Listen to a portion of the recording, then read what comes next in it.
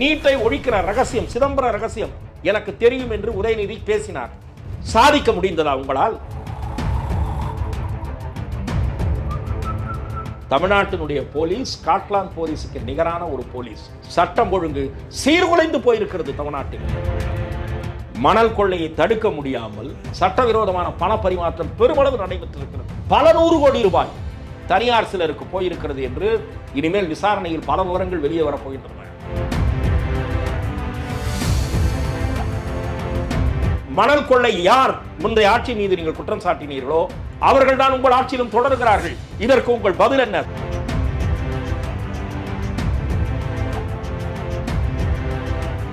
திமுகவும் அதிமுகவும் ரகசிய ஒப்பந்தத்தில் இருக்கிறதோ என்ற சந்தேகம் கூட ஏற்படுகிறது.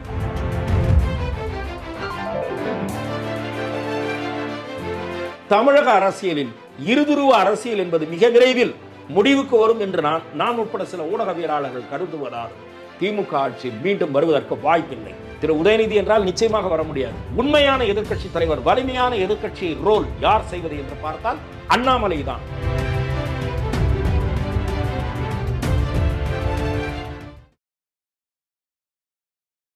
சேனல் 5 தமிழ் நேயர்களுக்கு வணக்கம். இந்த நேர்காணலில் நம்மோடு இணைந்திருப்பவர் மூத்த பத்திரிகையாளர் திரு துக்ளக் ரமேஷ் அவர்கள். சார் வணக்கம். சார் வணக்கம். சார், திமுகவுடைய 3 ஆண்டு ஆட்சி காலம்ன்றது இப்போ முடிவுக்கு வந்திருக்கு. இந்த 3 ஆண்டு ஆட்சி காலத்தில் தமிழ்நாடு தலை நிமிர்ந்துள்ளது அப்படின்னு முதலமைச்சர் ஸ்டாலின் அவர்கள் சொல்லியிருக்காரு. இதை நீங்கள் எப்படி பார்க்குறீங்க? என்னை பொறுத்தவரை திராவிட முன்னேற்றக் கழகத்தைச் சேர்ந்த அமைச்சர்கள் தலை நிமிர்ந்து மகிழ்ச்சியாக காணப்படலாமே தவிர வாக்களித்த மக்கள் பல விஷயங்களில் ஏமாற்றத்துக்கு ஆளாகி இருக்கிறார்கள் என்பதுதான் என்னுடைய பார்வை. ஒட்டுமொத்தமாக இந்த அரசு எந்த விதமான நல்ல பணியுமே செய்யவில்லை என்று குறை கூறுவதற்கு, என்று முழுமையாக நிராகரிப்பதற்கு நான் தயாராக இல்லை. பாராட்டத்தக்க சில பணிகளை இந்த அரசு செய்திருக்கிறது. குறிப்பாக 2 ஆண்டுகள் முடிந்து 3வது ஆண்டு துவங்கிய நிலையில் கிட்டத்தட்ட ஓராண்டு காலம் அல்லது அதற்குள் இருக்கும் என்று நினைக்கிறேன். தமிழக அரசு கொண்டு வந்த அரசு பள்ளி மாணவர்களுக்கான காலை சிற்றுண்டி திட்டம் என்பது மிகவும் வரவேற்கக்கூடிய ஒரு திட்டமாக நான் பார்க்கிறேன். மதிய நேரத்திலே வீட்டிலிருந்து பள்ளிக்கு வருகிற குழந்தைகளுக்கு சாப்பாடு கொடுத்து விட முடியாத சூழ்நிலையில் எண்ணற்ற குடும்பங்கள் இருப்பதை உணர்ந்து மறைந்த முதலமைச்சர் மக்கள் திலகம் எம்ஜிஆர் அவர்கள் சத்துணவு திட்டம் என்கிற மகத்தான திட்டத்தை தமிழகத்திலே அறிமுகப்படுத்தி 10 ஆண்டு காலம் அவருடைய ஆட்சியில் ஒரு 2-3 ஆண்டுகளுக்கு ஒரு 80 முதல் பதவிக்காலத்துக்கு பிறகு அந்த திட்டத்தை கொண்டு வந்து அவர் இறக்கிற வரை மிக செம்மையாக அந்த திட்டம் நடைபெற்று வந்தது. அதற்கு பிறகு வந்த அரசுகளால் அதை கைவிட முடியவில்லை. சொல்லப்போனால் சத்துணவு திட்டத்தை புரட்சித் தலைவர் எம்ஜிஆர் அவர்கள் கொண்டு வந்தபோது அது பிள்ளைகளை தட்டேந்த வைத்து விட்டார் எம்ஜிஆர் என்று கலைஞர் அவர்கள் விமர்சனம் செய்தார். ஆனால் அந்த திட்டம் என்பது மிகப்பெரிய அளவிலே மக்களிடையே வரவேற்பை பெற்றது என்பதை கலைஞர் அவர்கள் புரிந்து கொண்ட பிறகு பின்னாளில் பள்ளி குழந்தைகளுக்கு சத்துணவோடு சேர்த்து நான் முட்டை வழங்குகிறேன் என்று அந்த திட்டத்தை நீட்சி செய்வதற்குத்தான் அவர் முற்பட்டாரே தவிர அந்த திட்டத்தை அவரால் நிறுத்த முடியவில்லை. எப்படி பல்வேறு பிரிவுகளிலே பணியாற்றுகிறவர்கள், கட்டிடத் தொழிலாளர்கள், கூலி வேலை செய்வோர், வீட்டு வேலை செய்வோர், இவர்களுக்கெல்லாம் பெரும் பயனளிக்கிற வகையிலே மறைந்த முதலமைச்சர் செல்வி ஜெயலலிதா அவர்கள் அம்மா உணவகத்தை கொண்டு வந்தாரோ, அதை எப்படி அதற்கு பின்னாலே வந்த திராவிட முன்னேற்றக் கழக அரசு மூட முடியாமல் திண்டாடுகிறதோ, ஏனென்றால் அரசாங்கத்திற்கு கெட்ட பெயர் வரும். பல இடங்களிலே இன்றைக்கு அம்மா உணவகம் செம்மையாக நடைபெறவில்லை. செல்வி ஜெயலலிதா அவர்கள் காலத்திலே அதற்கு கொடுக்கப்பட்ட முக்கியத்துவம் இப்போது கொடுக்கப்படவில்லை. இந்த உண்மையை அரசாங்கம் மறைத்து விட முடியாது.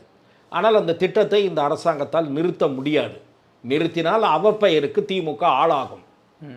எப்படி அம்மா உணவகத்தை நிறுத்த முடியவில்லையோ திமுக, இன்றைய திமுக அரசு, அதை போல கலைஞர் தலைமையில் வந்த திமுக அரசு சத்துணவு திட்டத்தை நிறுத்த முடியவில்லை. அதனுடைய மகத்துவம் மக்களிடையே அது பெரிய அளவில் பெற்ற வரவேற்பு, அதுதான் காரணம். அதை போல வேறொரு கோணத்திலே சிந்தித்து இருக்கிறார் நம்முடைய முதலமைச்சர் அல்லது அவருக்கு ஆலோசனை சொன்னவர்கள் என்று நான் பார்க்கிறேன். மதியம் வருகிற பிள்ளைகள் வீட்டிலிருந்து சாப்பாடு கொண்டு வர முடியாத நிலையிலே எண்ணற்ற குடும்பங்கள் இருக்கின்றன என்று கருதி எம்ஜிஆர் அவர்கள் சத்துணவு திட்டத்தை கொண்டு வந்தார். காலையிலே வரும்போது சிற்றுண்டி கொடுக்கக்கூடிய நிலையிலே பல குடும்பங்கள் இருக்கிறதோ இல்லையோ என்று கருதி முதலமைச்சர் அவர்கள் காலை சிற்றுண்டி திட்டத்தை அறிமுகப்படுத்தினார். ஆகவே நான் அந்த திட்டத்தை வரவேற்கிறேன், பாராட்டுகிறேன். அதே போல் மகளிர் பேருந்துகளிலே இலவசமாக பயணம் செய்வது, அதில் ஒரு பகுதியினர், சிறிய பகுதியினர், ஒரு 20% பேர் காசு கொடுத்து டிக்கெட் வாங்கக்கூடிய நிலையில் இருக்கக்கூடிய பெண்கள் தான். அரசாங்க ஊழியர்களோ வங்கிகளிலே வேலை பார்க்கிறவர்களோ அவர்களுக்கு ஒன்றும் குறைந்த சம்பளம் அல்ல, கை நிறைய சம்பளம் வாங்குகிறார்கள். அவர்களிலே பஸ்ஸிலே போய் ஏறி அவர்கள் டிக்கெட் வாங்கினால் ஒன்றும் குறைந்து போய்விட மாட்டார்கள். அது ஒரு மைனர் செக்ஷன் இருந்தாலும் கூட, அவர்களுக்கும் இந்த இலவசத்தின் பயன் போனாலும் கூட, பெருவாரியான வசதியற்ற நிலையில் இருக்கக்கூடிய, சமூகத்தின் அடித்தட்டு நிலையில் இருக்கக்கூடிய பெண்கள், பணிபுரிகிற மகளிர், குறிப்பாக அடித்தட்டு நிலையில் இருப்பவர்கள், இவர்களுக்கெல்லாம் அந்த திட்டம் பயனளிக்கிறது. ஆகவே அந்த திட்டத்தையும் நான் வரவேற்கிறேன். மகளிர் உரிமைத் தொகை 1000 ரூபாய் முதல் 2 ஆண்டுகளிலே கொடுக்க முடியவில்லை. அது குறித்த விமர்சனங்கள் கடுமையாக எழுந்த பிறகு, ஆட்சியின் மீது தொடர்ந்து அது ஒரு குறையாக சொல்லப்பட்ட பிறகு, அதை ஃபில்டர் பண்ணி எவ்வளோ கொடுக்க முடியுமோ ஃபில்டர் பண்ணி ஒரு 70% பேருக்கு கொடுக்குறார். ஆனால் அதிலே தகுதியற்றவர்களும் அந்த பயனை பெற்றுக் கொண்டிருக்கிறார்கள். சொந்த வீடு வைத்திருப்பவர்கள் 1000 ரூபாய் பெறுகிறார்கள். அவர்களை ஃபில்டர் செய்வதற்கு இந்த அரசாங்கம் எந்த முயற்சியும் எடுக்கவில்லை. அந்த வகையிலே அது ஒரு நிதி விரயம் என்று நான் பார்க்கிறேன். ஆக இப்படி சில பணிகளை தவிர இந்த அரசாங்கம் பெரிய அளவில் வரவேற்கக்கூடிய வகையிலே, திருப்தி அளிக்கக்கூடிய வகையிலே இல்லை. நிறைவேற்ற முடியாத அல்லது நிறைவேற்றாமல் மக்களை ஏமாற்றி இருக்கக்கூடிய வாக்குறுதிகளில் சில முக்கியமான வாக்குறுதிகள் இருக்கின்றன. படித்த இளைஞர்கள், மாணவர்கள், அவர்கள் கல்வியை தொடருவதற்கு வங்கியிலே வாங்கிய கடன், அது நாங்கள் வந்தால் தள்ளுபடி செய்யப்படும் என்று சொன்னார்கள். செய்தார்களா? முதலமைச்சர் பதில் சொல்ல வேண்டும். வங்கியில் வாங்கிய கடன் தள்ளுபடி செய்யப்பட்டதா? கொண்டு போய் நகையை அடமானம் வையுங்கள், வந்தவுடன் மீட்டு விடலாம் என்று இன்றைய அமைச்சர் உதயநிதி ஸ்டாலின் அவர்கள் பேசினாரே. எத்தனை பேருக்கு நகை திரும்ப கிடைத்தது? பல பெண்கள் நகையை மீட்க முடியவில்லை என்று அவர்களிடம் எடுத்த பேட்டி யூடியூப் சேனல்கள் ஒளிபரப்பி இருக்கின்றன. அது ஒரு ஏமாற்று அறிவிப்பு. அதே போல மாணவ சமுதாயத்தை ஏமாற்றி, நாங்கள் வந்தால் அடுத்த நாள் நீட் தேர்வு இருக்காது என்கிற அளவுக்கு மக்களிடம் புழுகி ஓட்டு வாங்கினீர்கள்.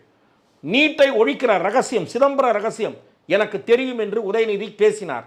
சாதிக்க முடிந்ததா உங்களால்? 80 லட்சம் கையெழுத்துக்களை வாங்கினேன் என்று பெருமை தொட்டிக் கொள்ளுகிறீர்கள். அந்த கையெழுத்தை வாங்கி என்ன நாக்கை ஒழிப்பதற்கா? அது உங்கள் கட்சியினுடைய மாநாட்டிலும் வேறு ஒரு சில இடங்களிலும் குப்பையோடு குப்பையாக அந்த கையெழுத்து அட்டைகள் கலந்திருந்தன. அதை பத்திரிகைகள் படம் பிடித்து காட்டின. இதுதான் நீட்டை நீங்கள் ஒழித்த ரகசியமா? ஆகவே மக்களை ஏமாற்றினீர்கள். இன்றைக்கு நீட் தேர்வுக்கு மக்கள் தயாராகிவிட்டார்கள், மாணவர்கள் தயாராகிவிட்டார்கள். உங்களால் ஒன்றும் செய்ய முடியாது என்று அவர்கள் புரிந்து கொண்டு விட்டார்கள். நீட் படிக்கிறார்கள், பாஸ் ஆகிறார்கள். அரசாங்க பள்ளியிலே படிக்கிறவர்கள் பாஸ் ஆகிறார்கள். நீட்டின் பெயரால் மக்களை ஏமாற்றினீர்கள். அதுதான் நீங்கள் செய்த வேலை. இது ஒரு பக்கம். அடுத்தது, அரசாங்க ஊழியர்கள் உங்களுக்கு தொடர்ந்து ஓட்டு போட்டு கொண்டிருந்தவர்கள், உங்களுடைய ஓட்டு வங்கியின் ஒரு குறிப்பிட்ட பகுதி அவர்களை வஞ்சித்தீர்கள். பழைய பென்ஷன் திட்டத்தை அறிமுகப்படுத்துவோம் என்று சொன்னீர்கள். அறிமுகப்படுத்தினீர்களா? முடிந்ததா?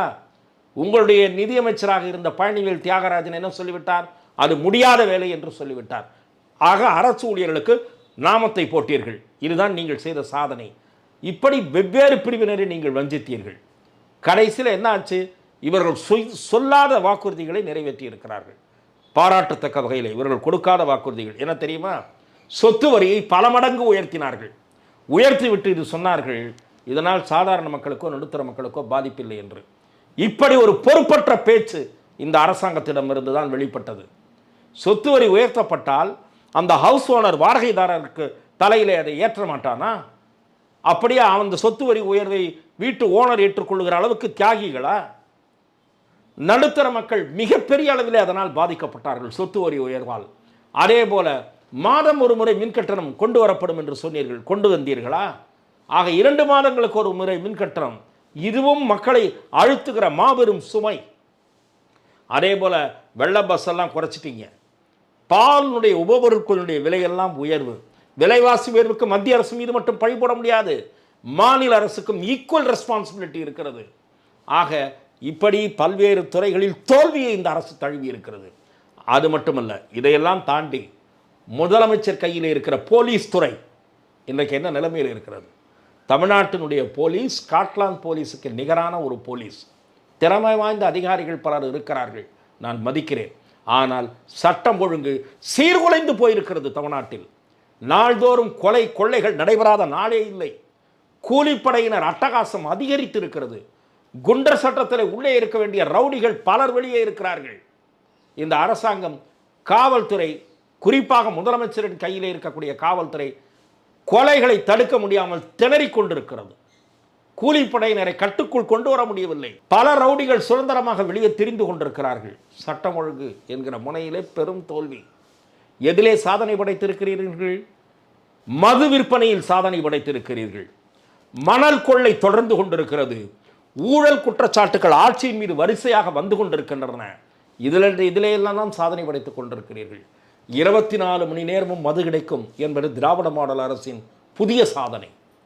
புதிய வகை பீர் அறிமுகப்படுத்துகிறோம். இது ஒரு பெருமையா உங்களுக்கு என்று நான் கேட்கிறேன். அதை தவிர அமைச்சராக இருக்கிற ஒருவர் சொல்லுகிறார், நான் மதிக்கிற அமைச்சர் எம்ஜிஆர் அமைச்சரவையில் இடம்பெற்றிருந்த போது திறமையான நிர்வாகி என்று பெயர் எடுத்தவர் திரு முத்துசாமி. அவர் சொல்லுகிறார், குவார்ட்டர் பாட்டில் வாங்கி குடிப்பதற்கு குடிமகள்கள் கஷ்டப்படுகிறார்கள். ஆகவே நான் 90 ml டெட்ரா பேக்கில் அறிமுகப்படுத்துவது குறித்து பரிசீலித்துக் கொண்டிருக்கிறோம். இதை சொல்லுவதற்கு இந்த அரசாங்கம் வெட்கப்பட வேண்டாமா என்று நான் கேட்கிறேன். 180 ml காசு கொடுத்து வாங்குவதற்கு குடிகாரர்கள் கஷ்டப்படுகிறார்கள் என்று சொல்லுகிறீர்களே, சாதாரண சாமானிய மக்களுடைய துயரத்தை பற்றி நீங்கள் கவலைப்படாமல் பல குடும்பங்களை நாசப்படுத்தி கொண்டிருக்கிற குடியை 90 ml கொடுப்பதுதான் உங்கள் சிந்தனை இப்போது போய்கொண்டிருக்கிறதா? இது இந்த ஆட்சியினுடைய சிந்தனையில் இருக்கக்கூடிய சீர்கேடு. சிந்தனை எவ்வளவு சீரழிந்து போயிருக்கிறது இந்த ஆட்சிக்கு என்பதற்கு அது ஒரு சிறப்பான சான்று. ஆக இந்த துறைகளில் தான் நீங்கள் கவனம் செலுத்தி கொண்டிருக்கிறீர்கள். மணல் கொள்ளையை தடுக்க முடியாமல் ட்ரோன்களின் மூலம் ஐஐடி ப்ரொஃபஸர்களை வைத்து ஆய்ந்திருக்கிறார்கள் அமலாக்கத்துறையினர். ஏனென்றால் இதிலே சட்டவிரோதமான பண பரிமாற்றம் பெருமளவு நடைபெற்றிருக்கிறது.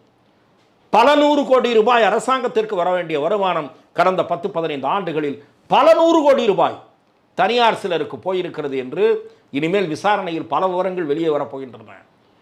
சென்ற ஆட்சியிலே முதலமைச்சர் யார் மீது குற்றம் சாட்டி மணல் கொள்ளையிலே சம்பந்தப்பட்டவர்கள் என்று பேசினார்களோ, இன்றைய முதலமைச்சரும் அந்த கட்சியும் பேசியதோ அதே ஆட்கள் தான் இன்றைக்கும் மணல் குவாரியிலே ஆதிக்கம் செலுத்துகிறார்கள் என்று பத்திரிகைகள் பக்கம் பக்கமாக எழுதி கொண்டிருக்கின்றன.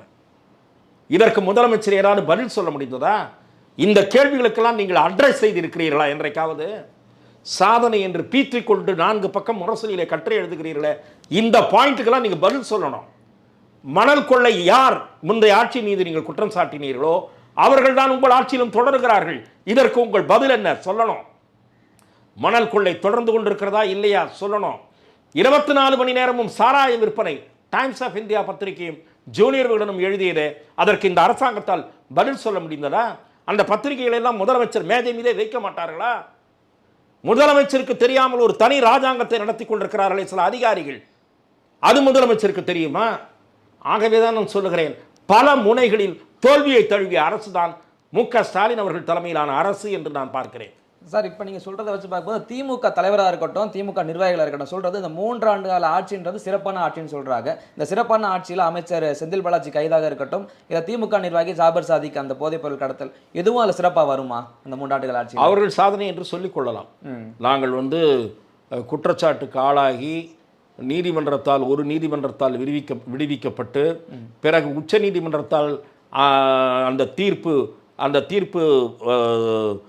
ஏற்றுக்கொள்ள முடியாத தீர்ப்பு என்று ரத்து செய்யப்பட்டு மீண்டும் விசாரணை நடத்தப்பட வேண்டும் என்று சொல்லி அதன் பிறகு விசாரணை நடைபெற்று அமலாக்கத்துறை கைது செய்து அதன் பிறகும் அந்த அமைச்சரை நாங்கள் பாதுகாத்து கொண்டிருந்தோம். திராவிட மாடல் சாதனை சொல்லுங்க. இப்போ கெஜ்ரிவாலை டெல்லி கோர்ட்டு போட்டு கிழிச்சிருக்கு. அந்த மாதிரி தான் இந்த திமுக கவர்மெண்ட்டையும் கேட்டது கோர்ட்டு. அப்படியாவது என்ன பதவியில் வைத்துக் கொள்ள வேண்டுமா என்று கேட்டது. ஆனால் இந்த கூட்டணி அதே லட்சணம் தான். இவங்க எப்படி இங்கே பண்ணாங்களோ அதுதான் டெல்லியில் கெஜ்ரிவாலை போட்டு ஹைகோர்ட் கிழியும் கிழிச்சிருக்கு. அதை பற்றி இங்கே இருக்கக்கூடிய பத்திரிகைகள் பெருசாக பேசவே இல்லை. இங்கே இருக்கக்கூடிய காங்கிரஸ் மற்றும் இதர கூட்டணி கட்சிகள் பேசவே இல்லை, மௌனம் காக்கிறார்கள். ஏன்னா இது ஊழல் கூட்டணியினுடைய சங்கமம், அதனால மௌனம் காக்கிறார்கள். ஆகவே நீங்கள் சொன்னதெல்லாம் திராவிட மாடல் சாதனை பட்டியலில் நிச்சயம் சேரும். Okay sir. இப்போ இந்த திமுக 3 ஆண்டுகள் ஆட்சியில் அவங்களோட அமைச்சரவையில் ஒரு சிறப்பான ஒரு அமைச்சராக இருந்தாங்க அப்படின்னா யார் உங்கள் பார்வையில் இருப்பாங்க? இல்லை, 1-2 அமைச்சர்கள் நிச்சயமாக துறையில் செயல்பட வேண்டும் என்ற முனைப்பு காட்டுகிறவர்கள் இருக்கிறார்கள். நான் அரசாங்கத்தினுடைய பல செயல்பாடுகளில் எனக்கு கடுமையான விமர்சனங்கள் உண்டு. ஆனால் சில அமைச்சர்கள், திறமை வாய்ந்தவர்கள், தங்களுடைய துறையிலே கவனம் செலுத்த வேண்டும் என்று கருதக்கூடியவர்கள், ஓரளவுக்கு அரசாங்கத்தின் மீது குற்றச்சாட்டுகள் இருந்தாலும் கூட பெர்ஃபார்மன்ஸ் செய்ய வேண்டும் என்ற எண்ணமுடையவர்கள் உண்டு. நான் அதை மறுக்க மாட்டேன். சொல்ல வேண்டுமென்றால் நிதியமைச்சராக இருந்த பழனிவேல் தியாகராஜன் சப்ஜெக்ட் தெரிந்தவர் தான். ஆனால் அவருடைய போதாத நேரம் 30,000 கோடி குறுகிய காலத்தில் சம்பாதித்து விட்டார்கள் என்று பேசி டிபார்ட்மெண்ட்டை தூக்கி வேறு டிபார்ட்மெண்ட்டில் ஐடியில் போட்டாங்க. அவர் போதாத நேரம். ஆனால் தலைக்கணம் மிக்கவர், அதில் ஒன்றும் சந்தேகமே இல்லை. விஷயம் தெரிந்தவர், ஆனால் தலைக்கணம் மிக்கவர். தலைக்கணம் இல்லாமல் விஷயம் தெரிந்தவர் என்று சொன்னால் அமைச்சர் தங்கம் தென்னரசுவை சொல்லலாம். அவர் ஒரு முனைப்பாக செயல்படக்கூடியவர். தொழில்துறையிலே முதலீடுகளை ஈர்ப்பதிலாகட்டும், கொரோனா காலத்திலே முதலமைச்சர் வந்த நேரத்திலே நெருக்கடி இருந்தது. ஆக்சிஜன் அந்த கருவிகள் அதையெல்லாம் கொண்டு வருவதற்கு, இம்போர்ட் செய்வதற்கு டிட்கோ மூலமாக முயற்சிகள் எடுத்து அவர் ஒரு வேகமாக செயல்பட்ட அந்த சமயத்தில் வேகமாக செயல்பட்ட ஒரு நல்ல விஷயம் தெரிந்த அமைச்சர். இப்போது அவரிடம் கூடுதலாக நிதித்துறை கொடுக்கப்பட்டிருக்கிறது. அவரிடம் துறைகள் கூடுதலாக கொடுக்கப்பட்ட காரணத்தால் அந்த சுமை, அந்த அழுத்தம் என்பது அவர் மீது இருக்கிறது. அப்படி 1-2 பேரை சொல்லலாம், பாராட்டத்தக்க வகையிலே செயல்பட வேண்டும் என்று கருதக்கூடியவர்கள். திரு சேகர் பாபு அவர்களுடைய சில கருத்துக்களோடு எனக்கு முற்றிலும் மாறுபாடு உண்டு. அவர் தன்னுடைய ஆன்மீகத்தை மறைத்து கொண்டு இவர்களிடம் இருக்க வேண்டியிருக்கிறது. மலைக்கு போகிறார், எல்லாம் செய்கிறார், ஆனால் கோயில் விஷயத்தில் நேர்மையாக இருப்பார் என்று நான் நம்புகிறேன். கோயில் பணம் அல்லது கோயிலுடைய விஷயம் இதில் கை வைப்பதற்கு அவர் முன்வர மாட்டார். கோயில் விஷயத்தில் கொஞ்சம் கவனம் செலுத்துகிறார். அந்த வகையில் அவரை சொல்லலாம். அவருடைய இன்னொரு துறையிலே அவர் நேர்மையாக இருக்கிறாரா என்பது பற்றி எனக்கு வேறு விதமான தகவல்கள் இருக்கின்றன. ஆனால் அதை பற்றி நான் விரிவாக பேச விரும்பவில்லை. ஆனால் மற்றபடி ஓரிரு அமைச்சர்கள் திறமையாக இருக்கக்கூடியவர்கள் இருந்தாலும் குற்றச்சாட்டுகள் இருப்பதால் அவர்களை பற்றி நான் குறிப்பிட விரும்பவில்லை. சார், இப்போ இந்த திமுக 3 ஆண்டுகள் ஆட்சிக்கு நீங்கள் மதிப்பெண் வழங்குறீங்க அப்படின்னா 100க்கு எத்தனை மதிப்பெண்கள் வழங்குவீங்க? ரொம்ப யோசித்து தான் வழங்க வேண்டும். ஆனால் மிகுந்த வருத்தத்தோடு சொல்லுகிறேன், இந்த ஆட்சிக்கு என்னால் பாஸ் மார்க் கொடுக்க முடியாது. ஒருவேளை 30 என்பது பாஸ் மார்க்காக இந்த ஆட்சியால் கருதப்படுமானால் அவர்கள் பாஸ் என்று நினைத்து கொள்ளட்டும். அதிகபட்சம் கொடுப்பதானால் 30 மார்க்குக்கு மேல் கொடுக்க முடியாது. இந்த 30 மார்க் அப்படிங்கிற பட்சத்தில் பார்க்கும்போது 2026 மீண்டும் திமுக ஆட்சி அமைப்பதற்கு வாய்ப்பு இல்லைன்ற மாதிரி தானே அதுக்கு அமையும். திராவிட முன்னேற்ற கழகத்தினுடைய முகமாக திரு மு.க. ஸ்டாலின் அவர்கள் இருந்த காரணத்தால் 2021 தேர்தலில், அதுவும் அதிமுக 2 முறை ஆட்சியில் இருந்துவிட்ட காரணத்தால் மக்கள் ஒரு மாற்றத்தை விரும்பி திரு மு.க. ஸ்டாலின் அவர்கள் மேற்கொண்ட கடுமையான பிரச்சாரம், திரு எடப்பாடி பழனிசாமி ஆட்சி மீது இருந்த சில அதிருப்தி, அவருடைய ஆட்சியிலும் சில பாராட்டத்தக்க விஷயங்கள் இருந்தன, அது தனியான விஷயம். இருந்தாலும் அதை தாண்டி அந்த ஆட்சியின் மீது இருந்த குறைபாடுகள், அதிமுகவுக்குள் எழுந்த பிரச்சனைகள், இவற்றின் காரணமாக மக்கள் மாற்றத்தை விரும்பி திமுகவை தேர்ந்தெடுத்தார்கள். அடுத்த தேர்தலில் திமுகவின் முகமாக திரு மு.க. ஸ்டாலின் இருப்பாரா அல்லது திரு உதயநிதி முன்னிறுத்தப்படுவாரா? மு.க. ஸ்டாலின் அவர்கள் நீண்ட காலம் ஆயுளோடு, நல்ல ஆயுளோடு இருந்தாலும் அடுத்த தலைமுறையாக இவரை முன்னிறுத்த வேண்டும் என்ற விருப்பமும் பலருக்கு இருக்கிறது. இப்போதே துணை முதலமைச்சர் ஆக்க வேண்டும் என்ற கோரிக்கைகள் இருக்கிறது. என்ன செய்ய போகிறார்கள் என்று தெரியவில்லை. திரு மு.க. ஸ்டாலின் அவர்கள் தலைமையிலே தான் திமுக தேர்தலை சந்தித்து அவர்தான் முகமாக இருப்பார் என்றாலும் கூட, திரு உதயநிதி என்றால் நிச்சயமாக வர முடியாது, அது வேறு விஷயம். திரு மு.க. ஸ்டாலின் அவர்கள் தான் முகமாக இருந்தாலும் கூட இந்த ஆட்சியின் மீது எழுகிற அதிகபட்ச அதிருப்தி, இதன் காரணமாகவும் திராவிட முன்னேற்ற கழக கூட்டணி இதே தோற்றத்தோடு நீடிக்குமா என்பதில் எனக்கு இருக்கக்கூடிய சந்தேகங்கள் காரணமாகவும், தமிழக அரசியலில் இருதுருவ அரசியல் என்பது மிக விரைவில் முடிவுக்கு வரும் என்று நான் உட்பட சில ஊடகவியலாளர்கள் கருதுவதாலும் திமுக ஆட்சி மீண்டும் வருவதற்கு வாய்ப்பில்லை. சார், இப்போ இந்த 3 ஆண்டு ஆட்சி காலத்தில் ஆளும் கட்சியை தவிர்த்து எதிர்க்கட்சிகளாக இருந்த எதிர்க்கட்சி தலைவர்கள் சரியாக தங்களது பணிகளை செய்தார்களா உங்களது பார்வையில்? அதிமுக கிட்டத்தட்ட முதல் 2 ஆண்டு காலத்தில் தங்களுடைய உட்கட்சி பிரச்சனையிலேயே பெரும் நேரத்தை செலவிட்டு விட்டது. திரு மு.க. ஸ்டாலின் அவர்கள் 2021 பதவிக்கு வந்த சமயத்திலிருந்து நீங்கள் எடுத்துக்கொண்டால் அதிமுகவில் கோர்ட்லேயே பாதி நேரம் விளையாடிட்டு இருந்தது ஒரு வருஷம். திரு எடப்பாடி பழனிசாமி அதிமுகவை கைப்பற்றுவதில் அதிக ஆர்வம் காட்டினாரே தவிர திமுக அரசை வன்மையாக குற்றச்சாட்டுக்களை முன்வைத்து எதிர்ப்பு அரசியல் நடத்துவதற்கு 2 ஆண்டு காலம் அவர் தவறிவிட்டார். 3வது ஆண்டில் தான் சில ஆர்ப்பாட்டங்கள், சில அறிக்கைகள் என்ற செயல்பாடு இருந்ததே தவிர முதல் 2 ஆண்டுகள் அதிமுகவின் செயல்பாடு சைஃபர்.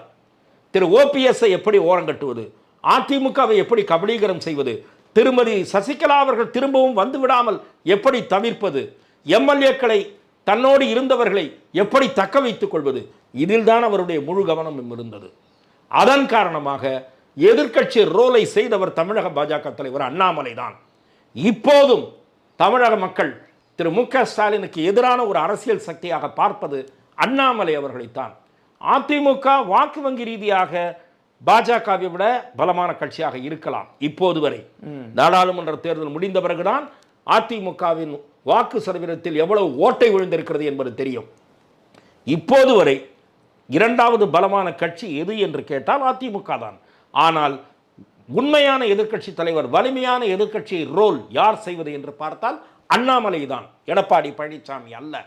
சட்டசபையில் பயந்து நடுங்குகிறார்கள்.